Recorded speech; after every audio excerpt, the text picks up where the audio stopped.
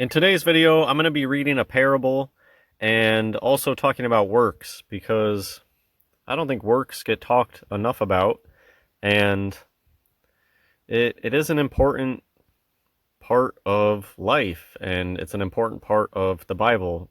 If we get information, we need to do something with that information. You can't just do nothing with it. And same thing with if you're given opportunities in life to not do anything with that, that is a choice. You're making a choice to not do anything. And we will be judged based off of the different opportunities that we had in life and whether we seized that moment and used it for good or chose evil or did nothing. Those are three different possibilities. And oftentimes doing nothing is not the right choice. And yeah, this is a topic I think about a lot because NIV 501c3 churches that talk a lot about Paul's stuff, to me, it almost seems like they talk down on good works, which I find very off-putting. I think it's very rich in spirit to go around saying how much better you are than other people because you don't have to worry about works, because you just rely so heavily on the blood of Jesus to cover your sins that you don't even want to say doing good works is good. I don't agree with that at all. I find that a very poisonous thing that a lot of people talk about. I don't think that anybody should ever talk down on doing good works. We should want to do good things. And I wonder if that's the letters in Book of Revelation when it gets mentioned things like forgetting your first love and how people get too cerebral about it. And it does make me think of kind of that Pauline stuff, making everything about grace and love. And it's like, okay, but what about being a good person and doing good things and loving your neighbor and, yeah, helping out, choosing good to do good, doing good? Where does that come in? When you're focusing on just saying love a lot, that when I wasn't a Christian, I felt like people just talked about love a lot. I didn't know, like, I feel like if you say something too much, it loses its meaning. And grace gets thrown around a lot, even though Jesus didn't talk a lot about grace. Like, I think these are important things, and I understand why people would want to talk about them. But we're supposed to be the salt of the earth. Let's talk about just doing the right thing, do good. How often does that get talked about rather than these more heady, cerebral concepts? And yeah, it's just a good topic. Jesus wasn't always in the metaphysical and talking. Jesus was very down to earth a lot of times and physical. I think of there's a moment when Jesus like actually gets clay and spits in it and like rubs it on somebody's eye.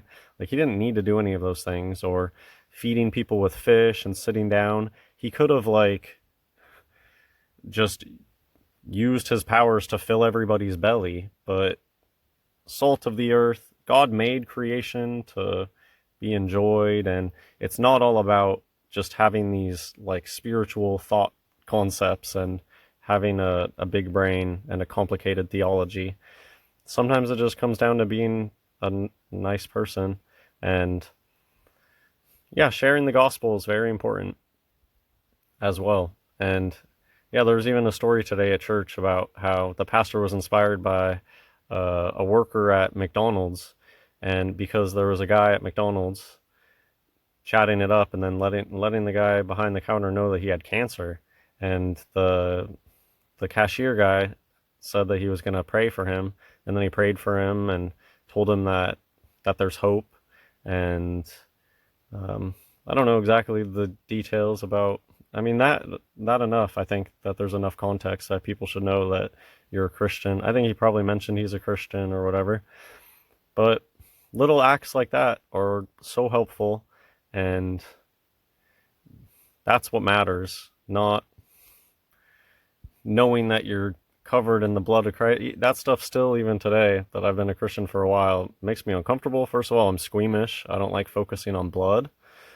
It makes me feel awkward, but it is important. I understand the importance of that. It's just a weird thing to focus on. It's like, why don't we worry about loving one another, being a good neighbor, doing good deeds, rather than this focusing on the blood thing. Maybe that's just a personal thing. Um, I just don't know that it does a lot of good. It's an important truth, but is this what we should be talking about every week? Or should we be encouraging people to bear good fruit? And yeah, I mean, leave a comment if you've seen or heard what I'm talking about, where sometimes in my opinion, it seems like people are trying to come off as like, I'm better than you because I don't even care about good works, because that's not what's gonna save me.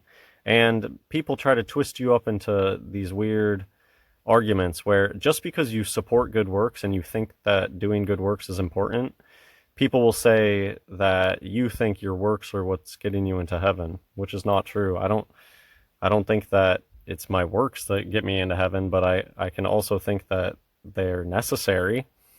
I can believe that if you don't do any good works, that Jesus will say he never knew you. Because to me, that makes sense. If you never do any good works, if you get handed all this information, if you're born with all of these things and you never do anything good with it, I think, but you believe that Jesus is the Messiah, I don't necessarily know that you're going to be saved if you have nothing to show for it. I think that you might fall under the category where Jesus said, I never knew you. Okay, well, what do you think of this cute picture I just took today? I'm going to read from Matthew chapter 25, the parable of the talents. So Matthew chapter 25, starting at verse 14, and I'm reading out of King James. For the kingdom of heaven is as a man traveling into a far country, who called his own servants and delivered unto them his goods.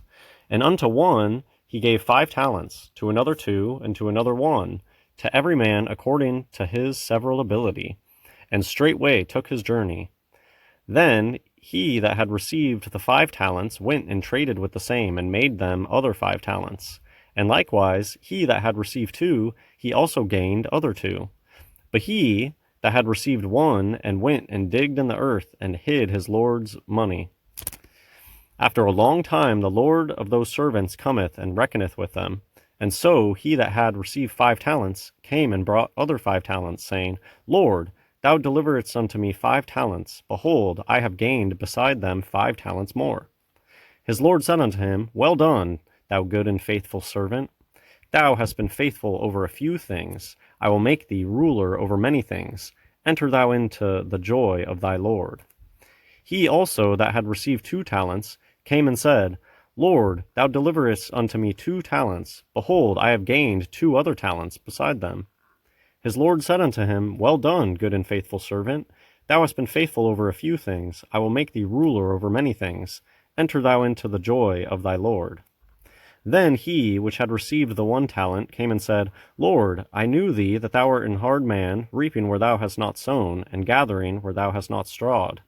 And I was afraid, and went and hid thy talent in the earth. Lo, there thou hast that is thine. His Lord answered and said unto him, Thou wicked and slothful servant, thou knewest that I reap where I sowed not, and gather where I have not strawed. Thou oughtest therefore to have put my money to the exchangers, and then, at my coming, I should have received mine own with usury. Take therefore the talent from him, and give it unto him which hath 10 talents. For unto every one that hath shall be given, and he shall have abundance. But from him that hath not shall be taken away even that which he hath. And cast ye the unprofitable servant into outer darkness. There shall be weeping and gnashing of teeth. Okay, so I'm going to stop reading there. The outer darkness is always something that really is interesting when it comes up. The whole notion of heaven and hell has been very Hollywoodized, and people get their ideas from the media, which is such a bad idea. And outer darkness is just something you don't hear people talk about a lot, but it seems to be a type of punishment. And in my opinion,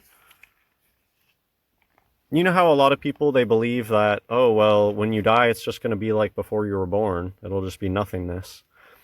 In my opinion, a lot of people, they shouldn't be wishing for that, because I think that might be their fate. I think it'll just be like they never existed to begin with. And that's it. They lived their life. They didn't believe in an afterlife, and that's what they were given. Outer darkness. I think they just poof. and maybe they're in some disconnect, their soul is just out in some dark area and it's like nothingness. That, are they still going to be conscious? That would be frightening. And I don't know, that's a possibility. But my guess is that some people will just cease to exist. They'll get exactly what they wanted. You think that it's going to be exactly like before you were born, there's going to be nothingness, and yeah, I think that they'll just be given that. I don't know. Of course I don't know. I'm just making up, I'm just saying what I think it could be, what my opinion is.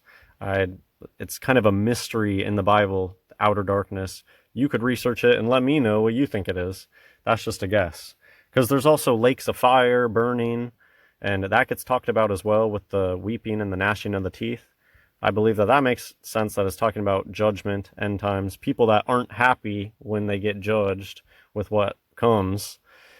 And so who knows? Maybe when judgment comes, there will be, and there were many of you who thought that this was all a big nothingness and life had no meaning, and you live and you die and then you never exist again.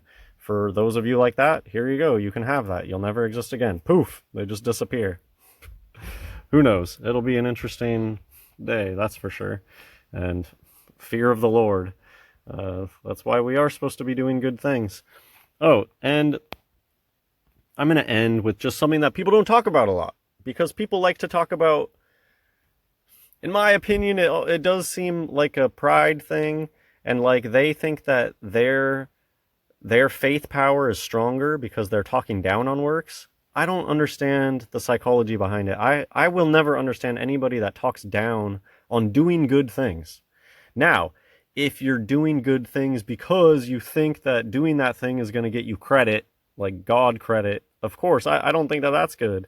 Like when people talk on social media about, oh, I'm going to donate this to the homeless, and then they like never donate it, you know, that kind of stuff. Or handing a homeless person $5, but they make sure to get a picture of it and post it to social media. Of course, I don't think that those people are, I don't think that's a good thing for them in the end to do that, because what they get for that is the likes or whatever, and that's their prize. But anyways, I think doing good things is so important, and it doesn't get talked about enough, that we need to take opportunities to do good, and that you don't want to be the servant who takes the talent and just hides it in the ground. And we need some fear of the Lord, and if you're given an opportunity to do good or do evil or do nothing, we need to be choosing good. I'm going to end with Revelation chapter 22. Verse 12, and behold, I come quickly, and my reward is with me, to give every man according as his work shall be. And that is it for this video. I think it's important to do good, and that's it. God bless everyone.